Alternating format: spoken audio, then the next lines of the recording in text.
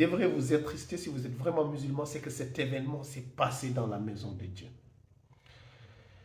Ce rappeur n'est-il pas à l'origine des chansons de débauche, de matérialisme, de glorification de l'alcool, de tout ce qui est anti-islamique? Tout ça, ça ne vous gêne pas. Tout ce que vous prenez en compte, c'est qu'il est venu prier. Mais vous prenez, est-ce que vous avez pris en compte tout le passif qu'il a fait, qu'il a amené à ce point?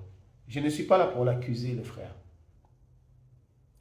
Mais je pense que cette expérience devrait lui inspirer. Je pense qu'il devrait même arrêter la musique, ce frère. Je pense qu'il devrait arrêter la musique, ce frère. Je ne suis pas contre la musique. Mais si ta musique fait en sorte que dans les maisons de Dieu, on oublie Dieu, pour que toi, on te mette en avant, tu devrais te poser des questions. Est-ce que Dieu n'est pas en train de m'envoyer un signal pour me dire tu as dépassé les bornes?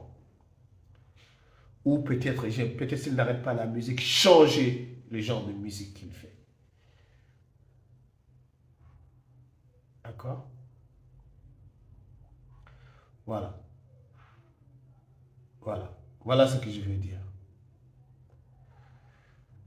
Il y a trop d'hypocrisie dans nos communautés. Il y a trop de mécréance dans nos communautés. L'islam est un habit que beaucoup d'entre nous arborent, mais nous ne le vivons pas. Nous ne le vivons pas réellement. Si on l'aurait vécu réellement, ne serait-ce si on avait compris ne serait-ce que 10% de l'islam, je dis bien 10%, je ne suis pas là en train de donner des leçons, 10% de l'islam, je vous le jure, aujourd'hui, on ne serait même pas dans la situation dans laquelle nos pays sont. Alors, certainement pas en train d'adorer un rappeur dans la maison de Dieu. Je peux comprendre dans un stade, je peux comprendre dans une salle de concert, je peux comprendre dans un musée, je peux comprendre dans un théâtre, je peux comprendre dans une salle de cinéma. On sait bien les jeunes, l'engouement avec lequel ils ont, la passion débordante qu'ils ont. Mais quelqu'un qui a fait l'effort de venir dans la maison de Dieu, ça veut dire qu'il est venu se soumettre à Dieu. Il est venu dans la maison de Dieu, dans le mois chéri de Dieu. Et dans la maison de Dieu, il trahit Dieu, il sort son téléphone pour scander le nom d'autre que Dieu. Voilà. Voilà ce qui est vraiment le comble. Le comble. Voilà le comble. C'est une vidéo qui fera beaucoup du mal aux Noirs musulmans. C'est une vidéo que les ennemis de l'islam de partout dans le monde vont utiliser pour décrédibiliser notre religion. C'est une vidéo qui va empêcher beaucoup de frères qui aspiraient à rentrer dans l'islam de ne pas y entrer.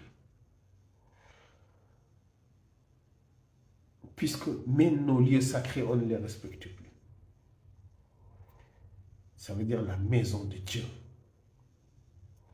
La maison de Dieu.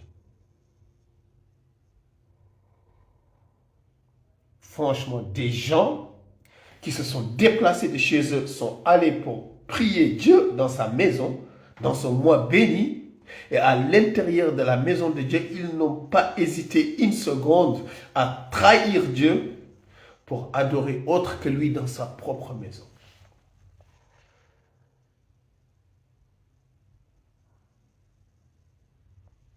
C'est, wallahi, wallahi les frères, les mots me manquent. Les mots me manquent. Les mots me manquent pour décrire vraiment ce que j'ai dans le cœur. La peine même que j'ai pour ce frère. Parce que moi, j'ai de l'amour pour ce frère. Malgré qu'il soit à l'origine, j'ai de l'amour pour ce frère. Et j'espère vraiment qu'il en tirera les véritables leçons. S'il perpétue ce genre de musique, s'il perpétue ce genre de musique qu'il a amené dans ce genre de situation, c'est qu'il n'aura rien compris, ce frère. Il n'aura rien compris, ce frère. Parfois, Dieu, par amour, il nous envoie des signaux parce que Dieu est miséricorde. Ça, c'est rien pour Dieu, ça. Pour nous, les humains, c'est grand. Mais Dieu, sa miséricorde, elle est infinie. Son amour pour l'être, elle est infinie.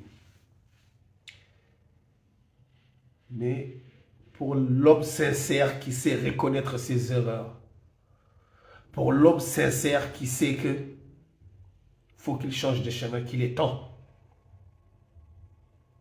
Et malheureusement, vous allez voir beaucoup de gens autour de ses frères vont lui dire non, non, ta musique, elle crée de l'argent, il ne faut pas changer.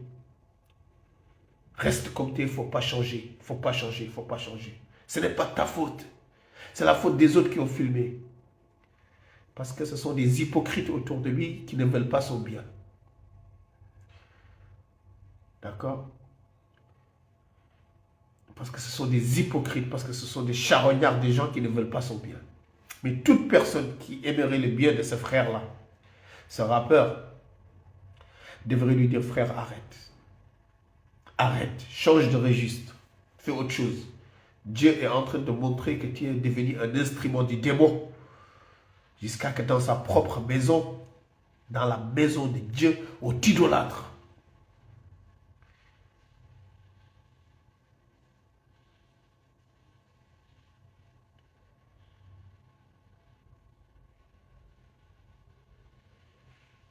Voilà, je suis extrêmement triste. Je suis extrêmement triste. J'ai dit, bon, j'ai vu presque tout genre de choses. Mais ça, c'est le summum. Je n'ai jamais vu ça. Je n'aurais jamais pensé un jour de ma vie voir ça. C'est extrêmement grave. Et tous les musulmans qui m'envoient des messages genre, ouais, c'est pas la faute du rappeur, qui ne s'attristent pas pour ce qui s'est passé dans la mosquée, qui ne s'attristent pas pour l'image que notre religion a, et qui s'affablent plus pour la cause des rappeurs, je vous demande de vous poser Posez-vous les vraies questions. Posez-vous les vraies questions. C'est pas un petit. Le gars, il a plus de 30 ans. C'est pas un homme, c'est pas un enfant. Ça aurait été un petit de 16 ans, on peut comprendre.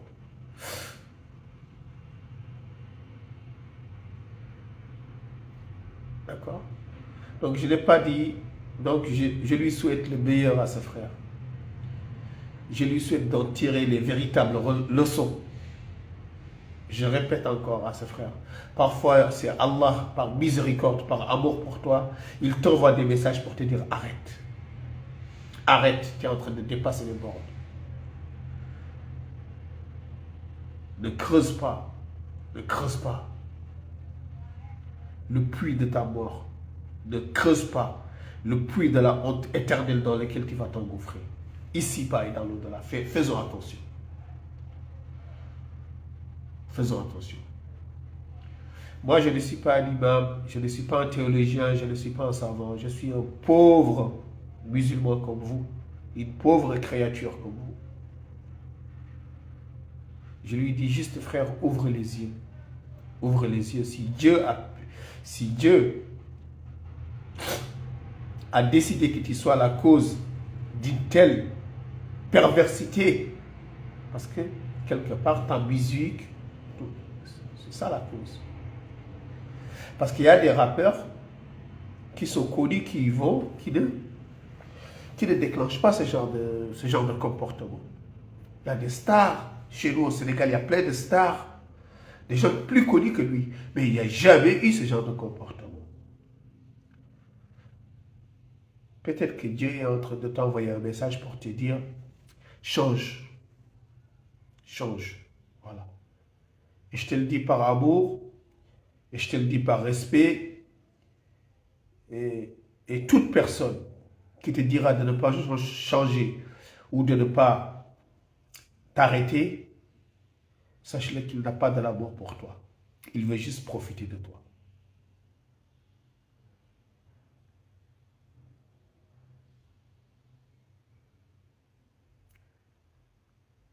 Voilà. Voilà pourquoi on sera les derniers. Voilà pourquoi on sera toujours les derniers. D'accord? D'accord, voilà. Voilà. Vraiment, ça m'attriste. Je pense que je n'ai jamais pleuré de ma vie. Je n'ai jamais pleuré de ma vie dans cette situation. Ouais, j'ai pleuré une fois, peut-être le jour de... Parce que j'étais tout petit, le jour de la mort de la mort de mon père. J'ai pleuré aussi le jour de la mort de ma mère. Voilà. C'est les 2 jours où j'ai pleuré. Et je pense le 3e jour où j'aurais pu pleurer, c'est aujourd'hui.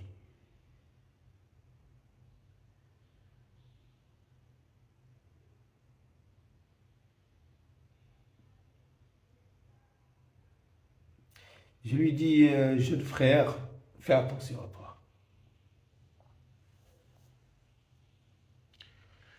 Fais très attention à toi.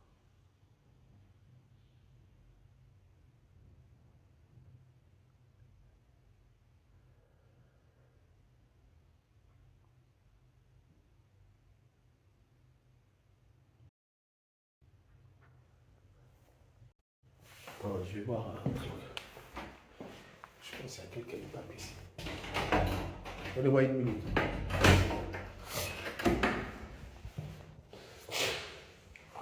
Putain, je suis dans une chambre là. Ça fait trop le renfermer ici. Je suis un peu enrhumé. Je suis au Maroc là. Après, je vais sortir.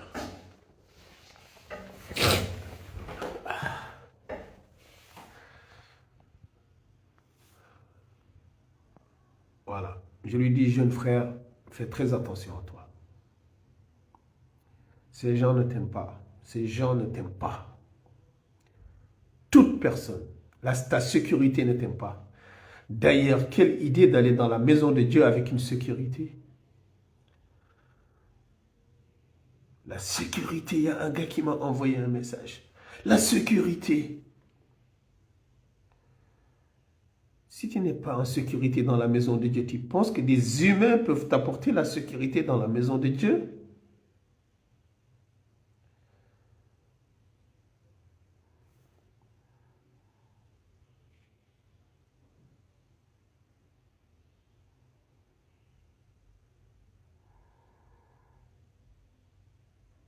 Voilà.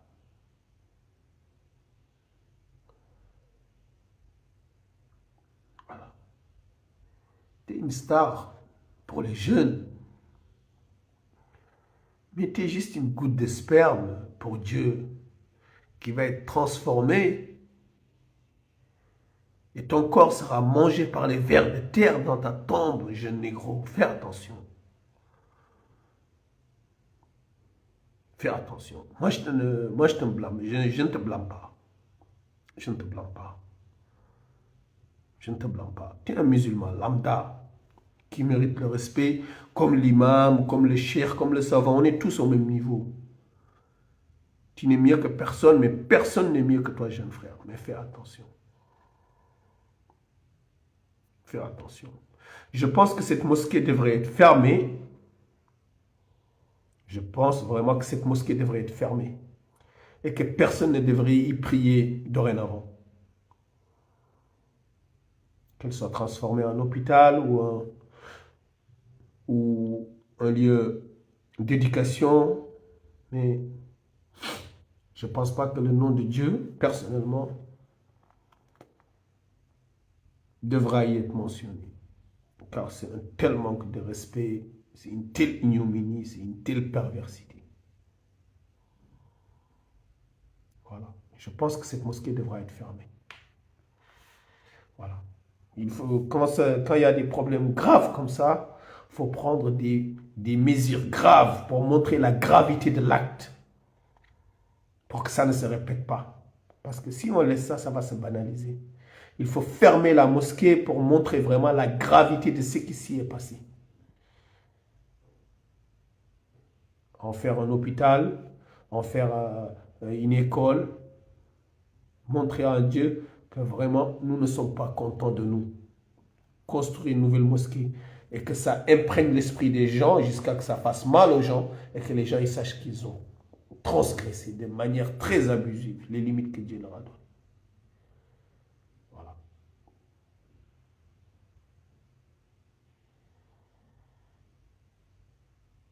Et en plus, dans le mois de Ramadan. dans le mois de Ramadan. Vous imaginez des musulmans qui se sont réveillés le matin, ont refusé de manger, ont refusé de boire, s'abstenir sexuellement pour plaire à Dieu. Quitter leur demeure, aller à la mosquée pour mettre leur front sur terre, pour montrer leur humilité devant Dieu. Et dès qu'ils ont vu une star éphémère, une fausse étoile, parce qu'une star, c'est une fausse étoile, ils ont délaissé Dieu pour aller courir vers la fausseté, c'est-à-dire vers le mensonge, vers la fausse étoile, pour adorer la fausse étoile. Ça veut dire que dans leur cœur, il n'y avait rien du tout. Dans leur cœur, il y avait zéro.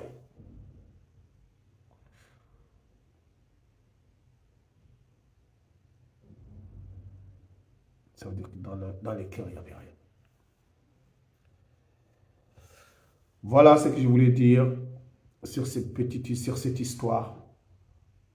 Sur cette histoire qui nous grandit pas.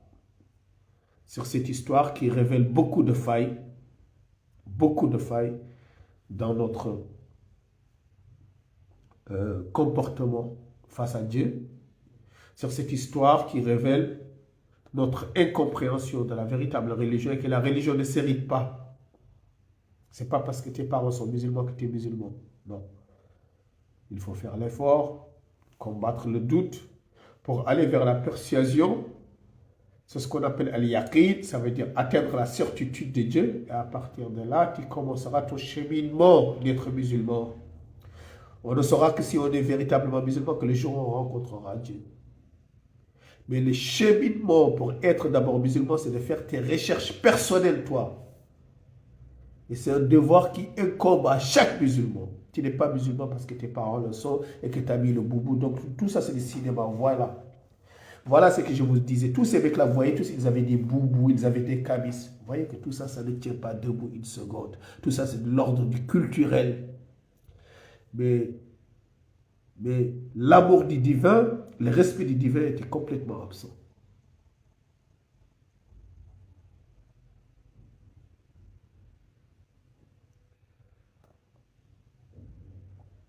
Je suis un gars très endurant, je suis un gars très résistant,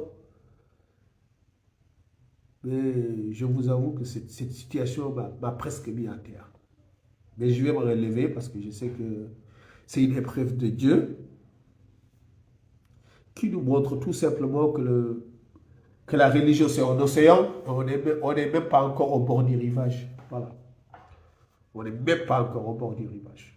Tout ce que l'on fait, c'est cheminer. Et on espère que Dieu sera notre guide, que Dieu guidera ses frères, que Dieu guidera ses frères. Et nous sommes tous perdus. Moi-même qui vous parle, je suis le premier envahi par des doutes. Je suis submergé de péché. Et nous demandons que Dieu nous guide. Voilà. Qu'Allah nous guide. Voilà. Et ce qui est le plus triste, je vous dis, c'est les circonstances. Dans une mosquée, dans le mois de Ramadan. Dans une mosquée, dans le mois de Ramadan. Voir déjà des musulmans aduler même une star, même dans la rue, c'est de l'association. Ça veut dire que c'est le plus grand péché. C'est le plus grand péché. Il faut bien qu'on explique ça aux gens. C'est le plus grand péché. Diviniser quelqu'un. On peut voir un frère célèbre dans la rue. On le fait le salam. Voilà, ça va. J'aime bien ton travail. Voilà. Mais un musulman aller jusqu'à idolâtrer une personne, que ce soit dans la mosquée ou à l'extérieur d'une mosquée, il est dans la plus grande association. Et c'est le péché que Dieu ne pardonnera jamais. Que Dieu ne pardonne pas si la personne ne se repent pas.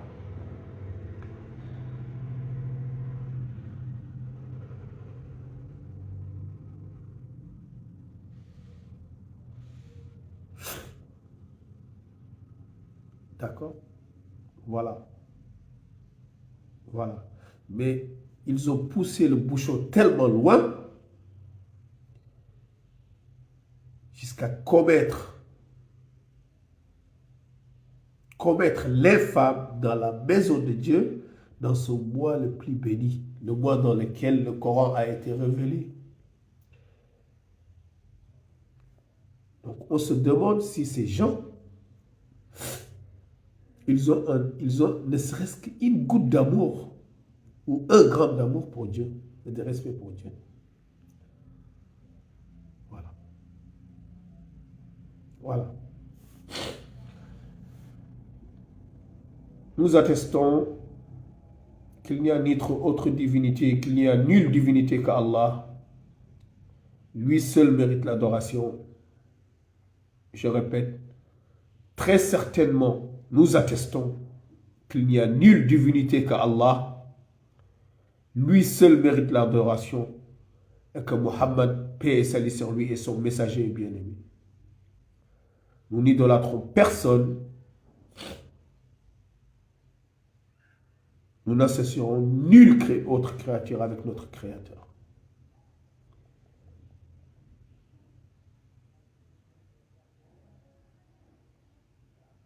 Voilà. Le monde entier peut se fâcher. Tous les Renois qui étaient avec moi, vous pouvez vous fâcher. Allez au diable. Si c'est à cause de ce genre de discours que vous voulez vous fâcher contre moi parce que je n'ai pas soutenu un rappeur, j'ai dit allez au diable. Et je mesure mes mots parce que je vous le jure, ce qu'il y a dans mon cœur, c'est encore pire. Je vous dis allez au diable.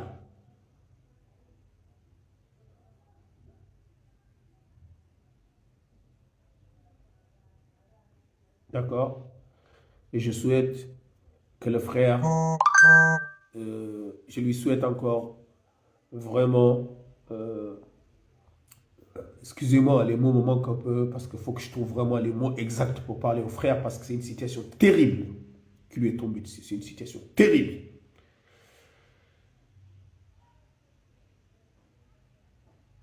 Je lui souhaite, je vous souhaite, je me souhaite la vraie guidance d'Allah.